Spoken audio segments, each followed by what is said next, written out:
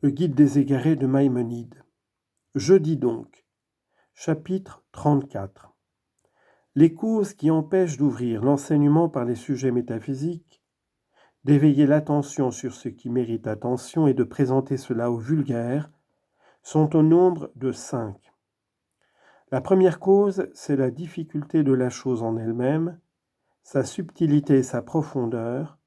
Comme on a dit, ce qui existe est loin de notre conception, ce trait profond, qui peut le trouver? Ecclésiaste, chapitre 7, verset 24. Et comme il est dit encore, et d'où trouvera-t-on la sagesse? Job, chapitre 28, verset 12. Il ne faut donc pas commencer dans l'enseignement par ce qu'il y a de plus difficile à comprendre et de plus profond. Une des allégories répandues dans les traditions de notre nation est la comparaison de la science avec l'eau. Les docteurs ont expliqué cette allégorie de manière différente, et ils ont dit entre autres, celui qui sait nager tire des perles du fond de la mer, mais celui qui ignore la natation se noie. C'est pourquoi celui-là seul se hasarde à nager, qui s'y est exercé pour l'apprendre. La deuxième cause, c'est l'incapacité qu'il y a d'abord dans l'esprit des hommes en général, car l'homme n'est pas doué de prime abord de sa perfection finale, mais la perfection se trouve en lui en puissance.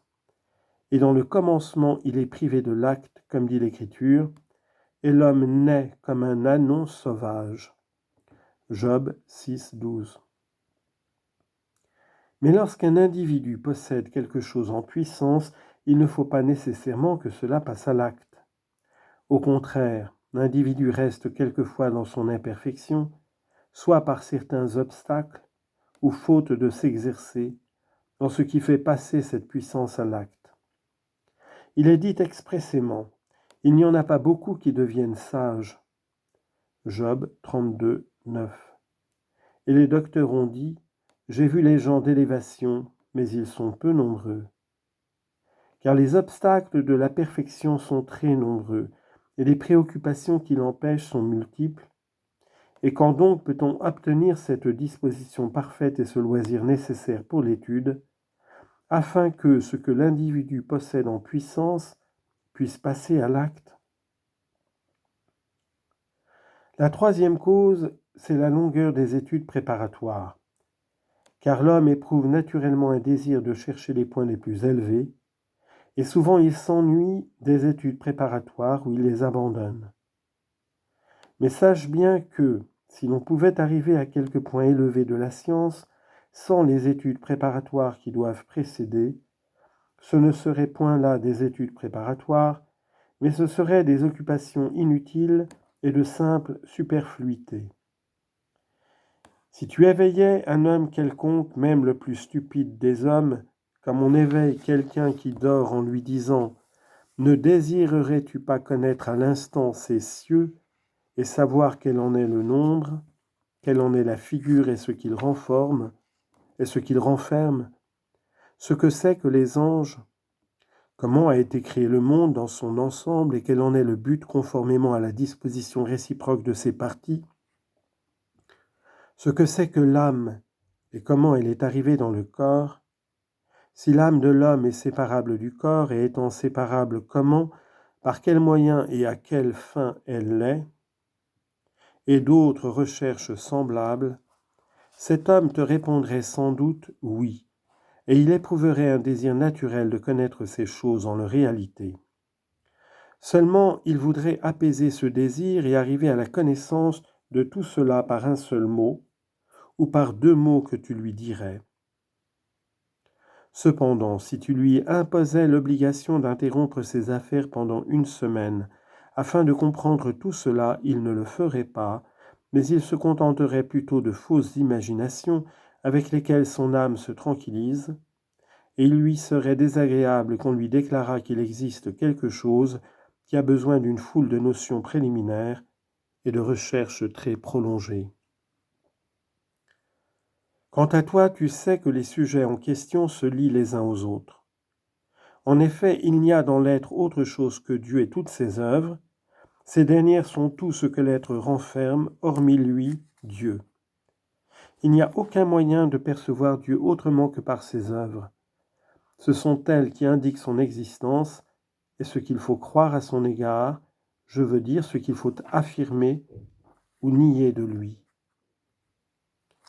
Il faut donc nécessairement examiner tous les êtres dans leur réalité, afin que de chaque branche de science, nous puissions tirer des principes vrais et certains pour nous servir dans nos recherches métaphysiques.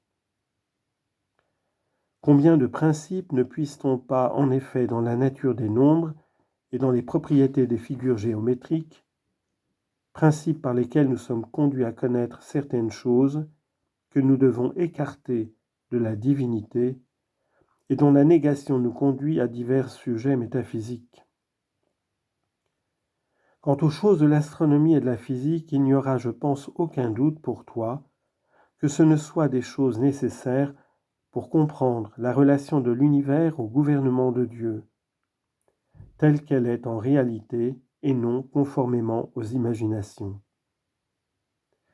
Il y a aussi beaucoup de choses spéculatives, lesquelles, sans fournir des principes pour cette science métaphysique, exercent pourtant l'esprit et lui font acquérir l'art de la démonstration et connaître la vérité dans ce qu'elle a d'essentiel, faisant cesser le trouble que la confusion des choses accidentelles avec les choses essentielles fait naître généralement dans les esprits des penseurs, ainsi que les fausses opinions qui en résultent.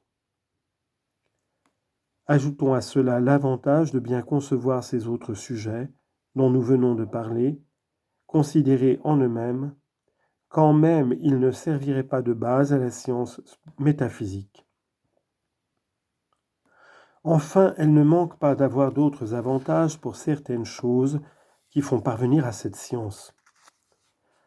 Il faut donc nécessairement que celui qui veut obtenir la perfection humaine s'instruise d'abord dans la logique, ensuite graduellement dans les mathématiques, ensuite dans les sciences physiques, et après cela dans la métaphysique. Nous trouvons beaucoup d'hommes dont l'esprit s'arrête à une partie de ces sciences.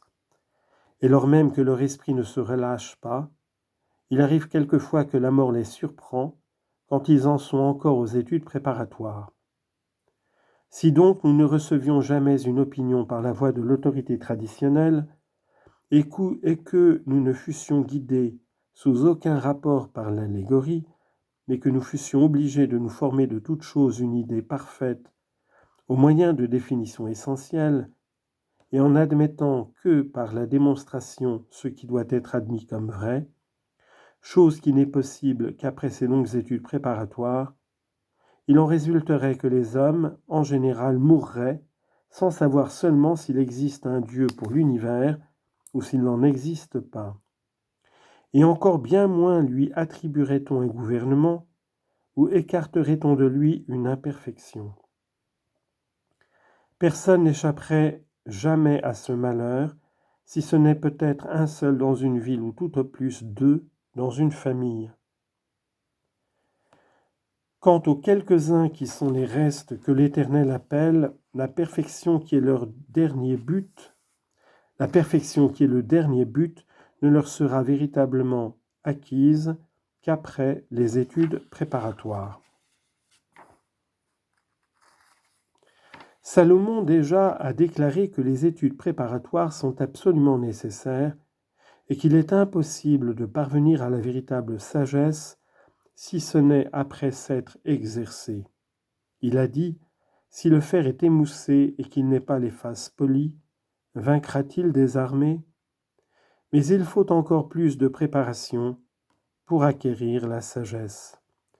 Ecclésiaste chapitre 10, verset 10.